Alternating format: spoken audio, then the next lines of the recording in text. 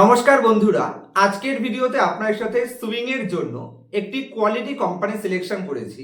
Normally আমি swing এর জন্য কোনো কোম্পানি আপনাদের দিই না, কিন্তু এই কোম্পানিটা আমার মনে হচ্ছে অবশ্যই চেক আউট করতে পারে। যারা লং টার্ম অথবা যারা শর্ট টার্ম উভয় পক্ষের জন্যই এই কোম্পানির বিজনেস মডেল, কোম্পানির ভ্যালুয়েশন, কোম্পানির ভিতরে ডেভেলপমেন্ট এবং স্ট্রং হ্যান্ডের কাছে share holding pattern continuously convert, যেখানে লুজার হ্যান্ড মানে রিটেল পাবলিকের কাছে মাত্র 3% স্টেক রয়েছে, প্রোমোটার 73% খুবই হাই লেভেলের স্টেক ধরে রেখেছে, এফআইআই এবং ডিআইআই কন্টিনিউয়াসলি লুজার হ্যান্ডের কাছে থেকে শেয়ার পারচেস করে যাচ্ছে এবং কোম্পানির বিজনেস মডেলের দিক থেকে এবং কোম্পানির ভ্যালুয়েশন এ টু জেড সমস্ত দিক থেকে আমার মনে হচ্ছে কোম্পানিটা বেস্ট হতে পারে। তবে আমার তরফ থেকে ভিডিওটিকে কোনো ধরনের বাই অথবা সেল রিকমেন্ডেশন হিসেবে নেবেন না। কোম্পানির বিজনেস মডেলে কি কি অ্যাডভান্টেজ রয়েছে, নিজের ইন্ডাস্ট্রিতে কোম্পানি ঠিক কতটা স্টেবল পজিশনে রয়েছে বা কোম্পানির ফান্ডামেন্টাল কতটা স্ট্রং, সেই সমস্ত পয়েন্টসগুলো বা ইনফরমেশনগুলো শর্ট ভিডিওর মাধ্যমে আমি আপনার সাথে কভার করার চেষ্টা করব। তার আগে চ্যানেলে নতুন হলে অবশ্যই চ্যানেলটাকে সাবস্ক্রাইব করে নেবেন। সবার প্রথমে চলুন কোম্পানির বিজনেসটাকে আমি আপনাদের খুব শর্টে বুঝিয়ে দিই। এই কোম্পানি ফুল স্ট্যাক ডিজিটাল ইন্স্যুরার, মানে কোম্পানি অ্যাকচুয়ালি ডিজিটালি তাদের ইন্স্যুরেন্স বিজনেসকে সার্ভ করে থাকে। মাথায় রাখবেন, এটা নিউ ইন্ডিয়া অ্যাসুরেন্স কোম্পানি নয়, আরো একটি নতুন কোম্পানি, যে কোম্পানিটা আমি লাস্ট 3-4 দিন ধরে অ্যানালাইসিস করে দেখলাম সুপার ডুপার পজিশনে রয়েছে। তো একটি ইন্স্যুরেন্স কোম্পানি, এই কোম্পানির সোর্সিং থেকে শুরু করে আন্ডাররাইটিং থেকে শুরু করে সার্ভিস সবকিছুই কোম্পানি নিজেরাই করে থাকে, যেটা এই কোম্পানির জন্য আরো বেশি কম্পিটিটিভ অ্যাডভান্টেজ হিসেবে প্রুফ হয়ে যায়। Company non life general insurance segment থেকে বিলং করে। যদি আমি বিভিন্ন ভার্টিকেল গুলোর মধ্যে আসি, তাহলে motor vehicle, health insurance, travel insurance, property, marine insurance এবং সাইবার ইন্স্যুরেন্সের মধ্যে তাদের বিজনেসটাকে ডাইভার্সিফিকেশন মেনটেন করছে। যদি আমি কোম্পানির রেভিনিউ সোর্সের জাস্ট 5টা পয়েন্টস ডিসকাস করি, ইন্স্যুরেন্স প্রিমিয়াম থেকে কোম্পানির রেভিনিউ জেনারেট করে, প্রিমিয়ামের কিছুটা অংশ রি ইন্স্যুরেন্স করে বাকিটা কোম্পানি নিজের কাছে রাখে এবং তার সাথে ক্লেমের পরের যে অংশটা সেটা কোম্পানির রেভিনিউ সোর্সে থাকে, তার সাথে অতিরিক্ত ফ্লোটের থেকে কোম্পানি রেভিনিউ জেনারেট করে। চলুন কোম্পানির ফিনান্সিয়াল পারফরমেন্স এবং কোম্পানি বর্তমানে ঠিক কি পজিশনে রয়েছে, বিজনেস মডেলের মধ্যে কি কি অ্যাডভান্টেজ রয়েছে, সেগুলো বোঝানোর জন্য আমি আপনাদের সাথে স্ক্রিন রেকর্ডিং শেয়ার করছি, যাতে আপনারা বুঝতে পারেন কোম্পানিটি ঠিক কতটা স্টেবল পজিশনে রয়েছে। আশা করছি আপনারা আমার স্ক্রিনটি দেখতে পাচ্ছেন। চলুন সবার প্রথমে একটি ইন্স্যুরেন্স কোম্পানির জন্য সব থেকে গুরুত্বপূর্ণ যে পয়েন্টস দুটো, একটা হচ্ছে সলভেন্সি আর একটা হচ্ছে কোম্পানির অ্যাসেট আন্ডার ম্যানেজমেন্ট অথবা শর্টে আমরা যেটাকে এইউএম বলি। তো যদি আমি এইউএম গ্রোথ দিয়ে শুরু করি, যেটা একটি ইন্স্যুরেন্স কোম্পানির জন্য সব থেকে বড় পজিটিভ সাইন বা নেগেটিভ সাইন বোঝায়, মানে কতটা অ্যাসেট কোম্পানি ম্যানেজ করছে, যেখানে as on June 30, 2026 asset under management stood 23,377 কোটি। আর যদি আপনি কম্পেয়ার করেন এটাকে জুন 30, 2025 সাথে, তাহলে 2,909 কোটি টাকা কোম্পানি ইনক্রিজ করেছে তাদের অ্যাসেট আন্ডার ম্যানেজমেন্টকে, যেটা পার্সেন্টেজ হিসেবে 14.2%। কোম্পানির লেটেস্ট কোয়ার্টারলি বা ইয়ার অন ইয়ার বেসিসে কোম্পানি 14% তাদের অ্যাসেট আন্ডার ম্যানেজমেন্টকে গ্রোথ করে দেখিয়ে দিয়েছে। নেক্সট পয়েন্ট হচ্ছে সলভেন্সি। সলভেন্সি রেশিও যে কোনো বীমা কোম্পানির জন্য, ইন্স্যুরেন্স কোম্পানির জন্য সব থেকে গুরুত্বপূর্ণ একটি রেশিও, কারণ সে কোম্পানি কতটা স্ট্রং পজিশনে রয়েছে। দেখুন, সলভেন্সির সিম্পল মিনিং হচ্ছে বীমা কোম্পানিটি তার পলিসি হোল্ডারদের ক্লেম পরিশোধ করতে কতটা সক্ষম। দেখুন, সলভেন্সি রেশিও একটি বীমা কোম্পানির ক্ষেত্রে সব থেকে গুরুত্বপূর্ণ রেশিও। কেন? কারণ সলভেন্সি রেশিওর মিনিং হচ্ছে বীমা কোম্পানিটি তার পলিসি হোল্ডারদের ক্লেম পরিশোধ করতে কতটা সক্ষম, সেটা বোঝায় সলভেন্সির মাধ্যমে। আর সলভেন্সি রেশিও যদি বাড়ছে, তার মানে কোম্পানি আর্থিকভাবে তত বেশি শক্তিশালী হচ্ছে। মানে কোনো কারণবশত ধরুন প্যান্ডেমিকের মতন বড়সড় কোনো ডিজাস্টার যদি ঘটে যায়, তাহলে বীমা ক্লেম চলে আসলে, অতিরিক্ত বেশি পরিমাণে যদি ক্লেম চলে আসে, তারপরেও কোম্পানির বিজনেস কতটা সার্ভাইভ করতে পারবে। তো সেই হিসেবে যে সরকারের রিকোয়ারমেন্টস রয়েছে 1.5x, এটা হচ্ছে সরকারের রিকোয়ারমেন্ট। আর এই রিকোয়ারমেন্টের তুলনায় কোম্পানি যদি আপনি বর্তমানে সলভেন্সি রেশিও দেখেন, যেটা জুন 30, 2026 বর্তমানে রয়েছে কোম্পানির 2.43x, মানে রিকোয়ারমেন্টের তুলনামূলকভাবে ডবলের আশেপাশে। এবং এই রিকোয়ারমেন্টের ডবল তো রয়েছেই, তার সাথে সলভেন্সি রেশিওকে কোম্পানি ইমপ্রুভ করেছে, মানে কোম্পানি আর্থিকভাবে আরো বেশি শক্তিশালী হয়েছে। কেননা দেখুন, যেখানে এই কোম্পানির মার্চ 2026-এ মানে প্রিভিয়াস কোয়ার্টারে 2.42 ছিল, সেটাকে ইনক্রিজ করে কোম্পানি 2.43 করেছে। আর এটাও কিন্তু সরকারের যে রিকোয়ারমেন্ট রয়েছে তার থেকে অনেক অনেক তুলনামূলকভাবে স্ট্রং পজিশনে সাইন দিচ্ছে। চলুন নেক্সট পয়েন্টে কোম্পানির ফান্ডামেন্টাল বা কোম্পানির বিজনেস কতটা স্টেবল পজিশনে রয়েছে কোম্পানির একদম লেটেস্ট ফিনান্সিয়াল ইনফরমেশন দিয়ে আমি আপনার দুটো তিনটে ডাটার মাধ্যমে বোঝানোর চেষ্টা করি।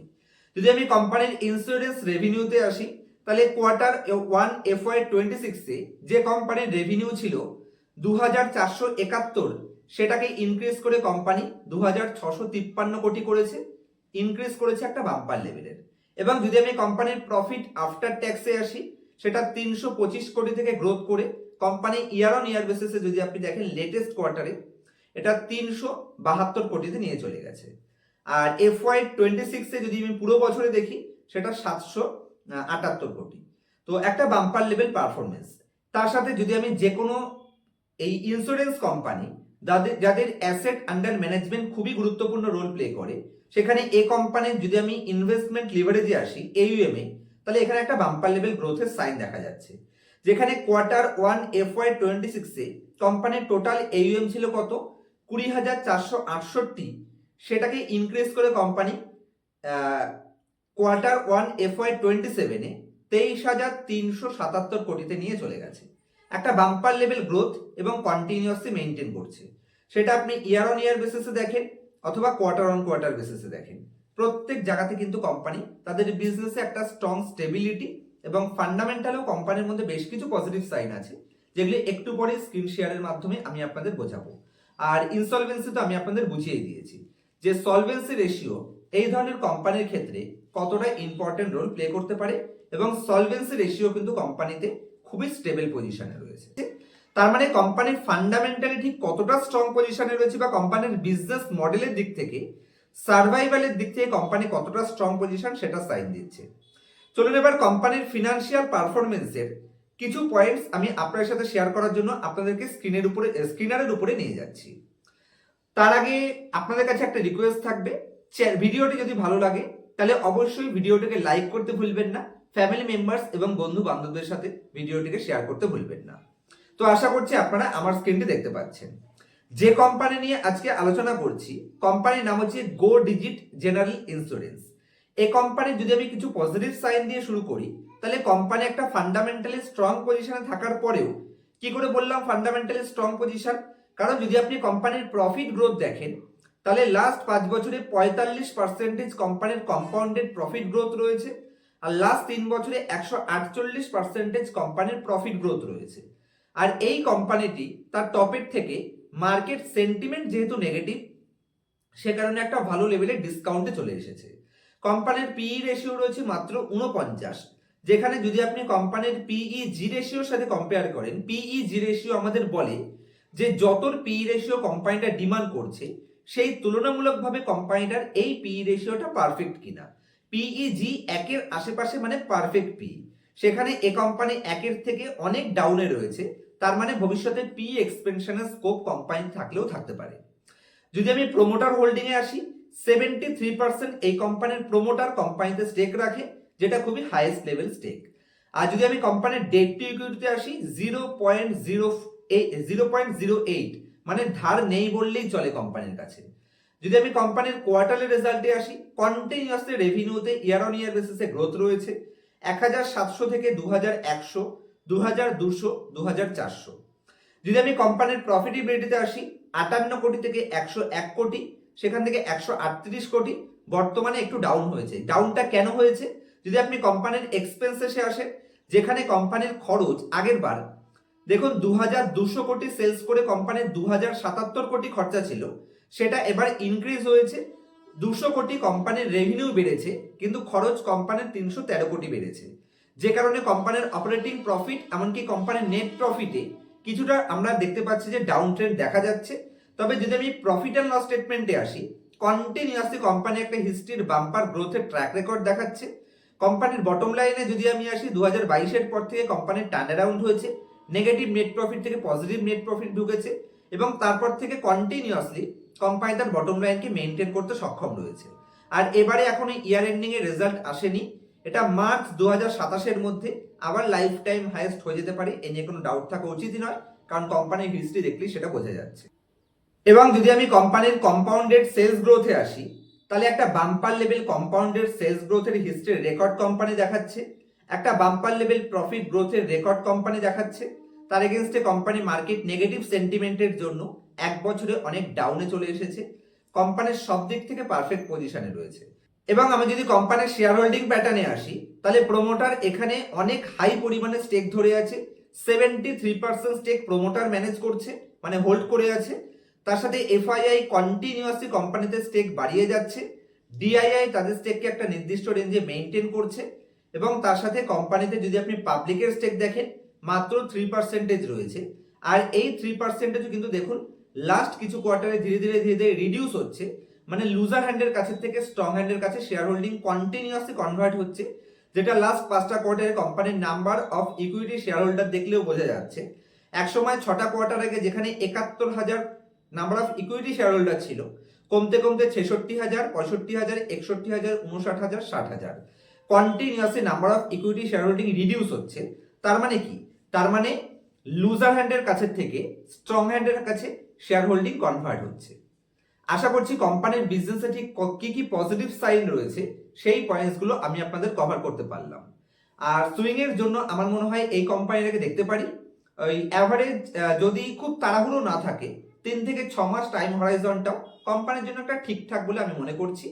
অনেক কোম্পানি অ্যাকচুয়ালি আমাদের যা টার্গেট রাখি তার আগেও পারফরমেন্স করে দেয়, অনেক সময় অনেক কোম্পানি আমরা যা টার্গেট রাখি তার থেকে কিছুটা টাইম বেশিও নিতে পারে। কারণ এন্ট্রি নেওয়ার সময় কোন কোম্পানি ঠিক কিভাবে পারফরমেন্স করবে সেটা একমাত্র মিথ্যুক আর ভগবান ছাড়া কিন্তু কেউ বলতে পারবে না। আজকাল দেখি বিভিন্ন ইউটিউব প্ল্যাটফর্মে লোকেরা 1 ঘন্টা এমনকি একদিনও প্রেডিক্ট করছে যে এই টাইমে স্টক এখানে যাবে। মাথায় রাখবেন, এটা কারোর দ্বারাই বলা সম্ভব নয়। কেউ আপনাকে বলে দিচ্ছে যে সে জানে যে একদিন বা এক সপ্তাহে এই যে রেঞ্জে যেতে পারে, তার মানে সে মিথ্যুক, অথবা তার হয়তো সে ভগবান হতে হবে। কারণ ম্যাক্সিমাম প্ল্যাটফর্মে রিটেল ইনভেস্টররা এই সমস্ত কনসেপ্টে ছুটতে চায় যে কত তাড়াতাড়ি প্রফিট কামাবো, সে কারণে তারা ইন্ট্রাডে এবং অপশনের দিকে ঝুঁকে যায়, আর আলটিমেটলি তাদের হার্ড আর্ন মানি তারা লুজ করে বসে।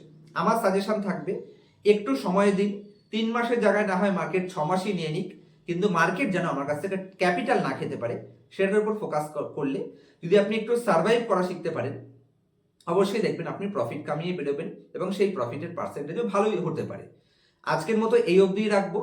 যদি পার্সোনাল ক্লাসের মাধ্যমে এই সমস্ত কনসেপ্ট, এই ধরনের কোম্পানি নিজে কোথা থেকে খুঁজে বের করবেন, কোনো কোম্পানির ডাটা চুরি করে দেখাচ্ছে কিনা, মার্কেট সাইকেল কি করে কাজ করে, স্টক স্পেসিফিক সাইকেলে কোন ধরনের কোম্পানি কখন পারচেস করতে হয়, মাথায় রাখবেন যে কোনো কোম্পানি যে কোনো মার্কেটে কখনোই কেনা যায় না। কারণ stealth phase, awareness phase, capitalization phase, bull trap phase, এগুলো আলাদা আলাদা ফেজে চলে। আর যে কারণে এক একটা কোম্পানি এক একটা ফেজে কিন্তু পারফরমেন্স করে।